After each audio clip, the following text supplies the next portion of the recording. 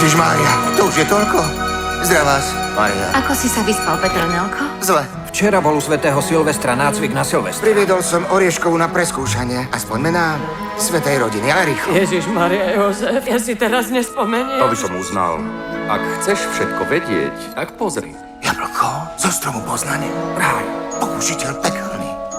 Ak tuto jablko nebude do rána, tak z vás obou urobím hviezdnu humlovinu. Humlovinu nie! Vyzerám ako koza. Mikuláša nikto nikdy nevidel. No kozu áno. Vy si myslíte, že vám tu budú lietať pečené holuby do huby? No mýlite sa! Pokúšiteľ, zas je to opletači. Kde budeme to jablko hľadať? To nechaj na mňa. A kde vezmem čerta a aniela? Najdôležitejšie je Mikuláš.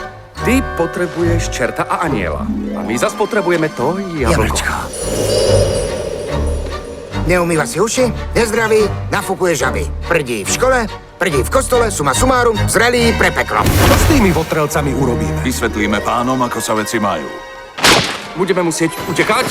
Stojte! Aniel Pána spieva Gloria, hlava sa mi točí a svietia mi oči, ako do tmy hviezda žiarivá.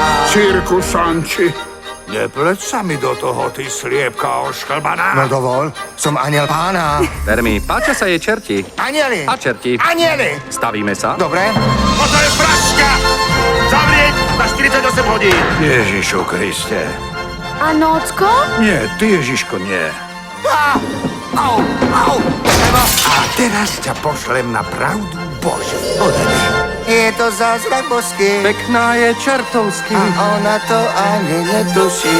Aj v pekle jej tlieska. Čierna soldateska Rád by som ju hladkal o duši.